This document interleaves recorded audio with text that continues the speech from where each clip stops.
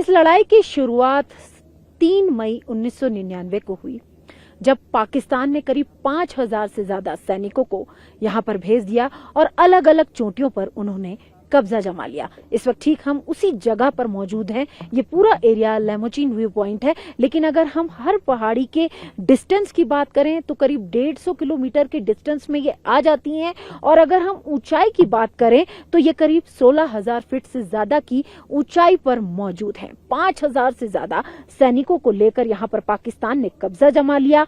भारत सरकार को जब घुसपैठ की जानकारी मिली, तब पाकिस्तानी सैनिकों को खदेड़ने के लिए ऑपरेशन विजय चलाया गया। पाकिस्तान ने दावा किया था कि इस लड़ाई में लड़ने वाले सभी कश्मीरी उग्रवादी हैं, लेकिन युद्ध में बरामद हुए दस्तावेजों और पाकिस्तानी नेताओं के बयान से साबित हुआ कि पाकिस्तानी सेना की प्रत्यक्ष रूप से इस युद्ध में भूमिका थी, वो इसमें शामिल थे। और 8 मई 1999 को पाकिस्तान की 6 नॉर्दर्न लाइट इन्फेंट्री के कैप्टन इफ्तिखार और लांस हवलदार अब्दुल हकीम 12 सैनिकों के साथ कारगिल की आजम चौकी पर भी कब्जा जमाकर बैठे हुए थे। उन्होंने देखा कि कुछ भारतीय चरवाहे कुछ दूरी पर अपने मवेशियों से चरा रहे थे। पाकिस्तानी सैनिकों ने आपस में इन चरवाहों को बंदी बनाने के लेकर चर्चा की, लेकिन जब उन्हें लगा कि ऐसा करने की सूरत में उन्हें चरवाहे उनका राशन खा जाएंगे, तो उन्होंने उन्हें वहां से जाने दिया। कुछ देर बाद ये चरवाहे भारतीय सेना के साथ 6-7 जवानों के साथ वहां वापस लौटे और पाकिस्तान के नापाक इरादों की पोल खुल गई। तो आपको मैं यहाँ पर दिखा रही हूँ, वो ये पूरा वो इलाका है।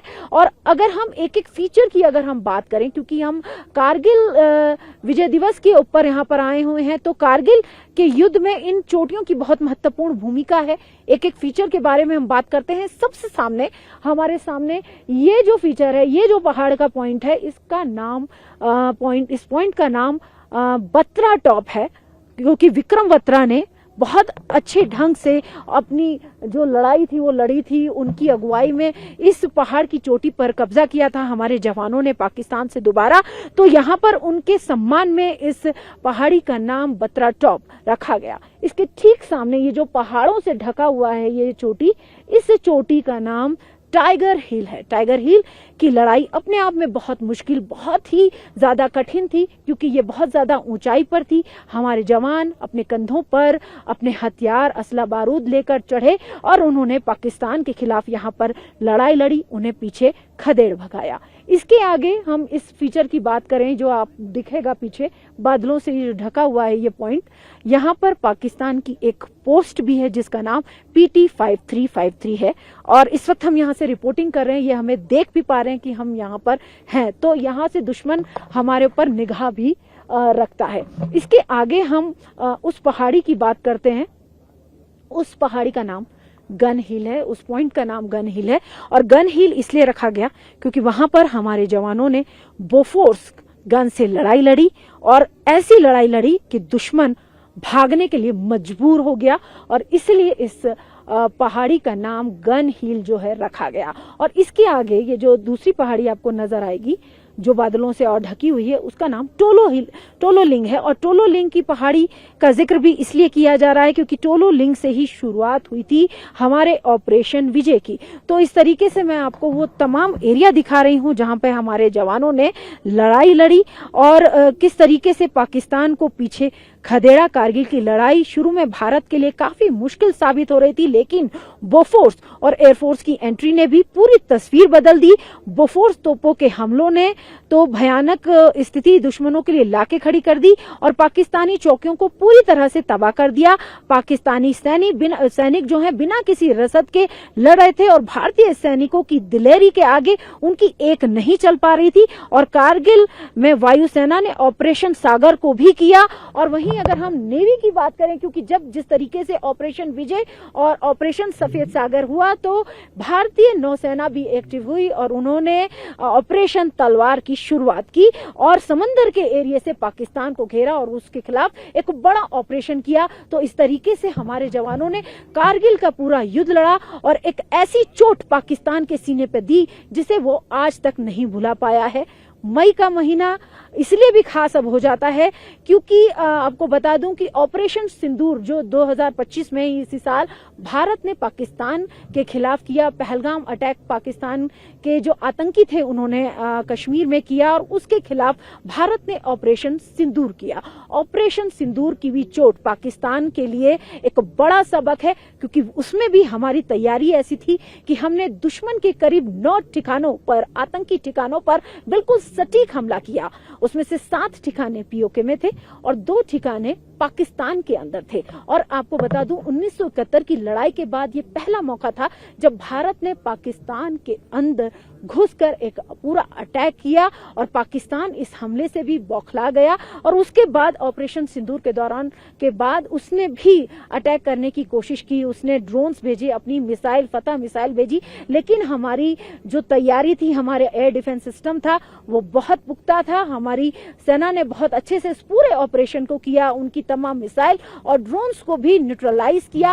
इस एरिया में हमारी जो फोर्सेज हैं उन्होंने एयर डिफेंस सिस्टम को तैनात किया और एक तरीके से दुश्मन को दोबारा चौंकाया और उसे ये सबक दोबारा सिखाया कि भारत की सीमा में घुस पाना उसके लिए आसान नहीं है और किसी भी तरह के एक्शन के लिए हमारी जो सेनाएं हैं वो हर पल हर समय तैनात हैं और तैयार हैं। तो यहाँ पर मैं आपको दिखा रही हूँ कि इस एरिया में भी पाकिस्तान ने कुछ ड्रोन्स भेजने की कोशिश की, जिसको की जवाब हमारी सेना ने बखूबी ढंग से दिया और ऑपरेशन सिंदूर जो है वो अभी भी चल रहा है, अभी भी जारी है और हमारी जो तैनाती वो लगातार बनी हुई है। हमारे जो एयर डिफेंस सिस्टम है, हमारी जो मिसाइल्स प्रणालियां हैं वो यहाँ पर तैनात है दुश्मन से हर तरह का लोहा लेने के लिए।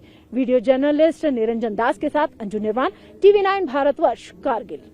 कारगिल युद्ध हुआ और उसमें हमारे जवानों ने अपनी शूरवीरता का परिचय दिया और हमारे दिलों में अपनी एक अमिट छाप छोड़ दी।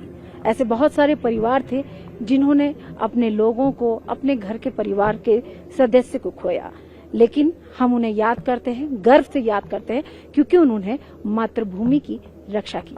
उसी में से एक परिवार हमारे साथ जुड़ रहा है बात करने के लिए TV9 भारतवर्ष पर। शहीद नायक जुमैर अहमद के परिवार, उनकी वाइफ इमराना जी से मैं बात कर रही हूँ। मैम, आपका TV9 पर स्वागत है। जिस तरीके से मैम ये पूरा कारगिल युद्ध हुआ, आपके जो हस्बैंड थे उनकी क्या भूमिका थी? आपको गर्व तो इस बात का होता होगा। गर्व, देखो गर्व है। हाँ, अपने देश के लिए शहीद होना तो बहुत बड़ी चीज है और अपने वतन के लिए लड़ना और ऐसी जगह पर शहीद हो जाना। कौन सी हिल पर, आप मुझे बताएंगे मैम, कौन सी हिल पर उन्होंने लड़ाई लड़ी थी? कारगिल ये वाली टाइगर हिल पर? हाँ, टाइगर हिल। तो देखिए ये अपने आप में सबसे महत्वपूर्ण बात है कि टाइगर हिल पर वो शहीद हुए। वो आपकी बात होती थी कभी जब वो वहाँ पर मौजूद? नहीं, हाँ, वो उनका यही चॉइस थी। उनके दादा आर्मी में थे, वो उन्होंने बहुत सारी लड़ाई लड़ी, जापान में गए और पता नहीं कौन कौन से देशों के। हमारे घर में 10 देशों के बर्तन है जहाँ उन्होंने लड़ाई लड़ी। तो उनकी यही था शुरू से कि आर्मी में जाना है और सामने से लड़ाई लड़नी है। जब यहाँ पे लड़ाई चालू हुई तो टीवी पे देखा तो 15 दिन की छुट्टी छोड़ के आ गए। जैसे वाइफ होती हैं, मैंने भी रोकने की कोशिश की थी। मैंने अभी तो आपकी छुट्टी है, तो उन्होंने मुझे ये नहीं बताया था कि इतना वार हो रहा है। मुझे टीवी नहीं देखने देते थे। अगर मैं आती रूम में तो टीवी बंद कर देते। वो ये कि थोड़ा लेडीज थोड़ा नरम दिल तो होती है। छुट्टी छोड़ कर आगे तीसरे दिन आके यहाँ पे शहीद हो गए। ये इधर आइए मैम, ये अपने आप में बहुत दर्द की बात है कि वो शहीद हो गए, लेकिन आपको इस बात का तो आपको खुशी होती होगी। और जब आप यहाँ आती होंगी तो ये वाली आप पहली बार आ रहे हैं? बहुत तमन्ना थी इस जगह को देखने की। हाँ। बहुत ज्यादा, क्योंकि मैंने अपने सेंटर में भी जिद करके, जैसे आज इन्होंने वीडियो दिखाई, मैंने ये वीडियो बिल्कुल खूनी वीडियो देखी हुई है।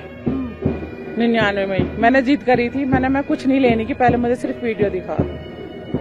हाँ, क्योंकि बॉक्सर थे वैसे भी हो आर्मी के अंदर। हाँ। काफी मेडल है उनके पास में, शिल्ड जीती हुई है। हाँ।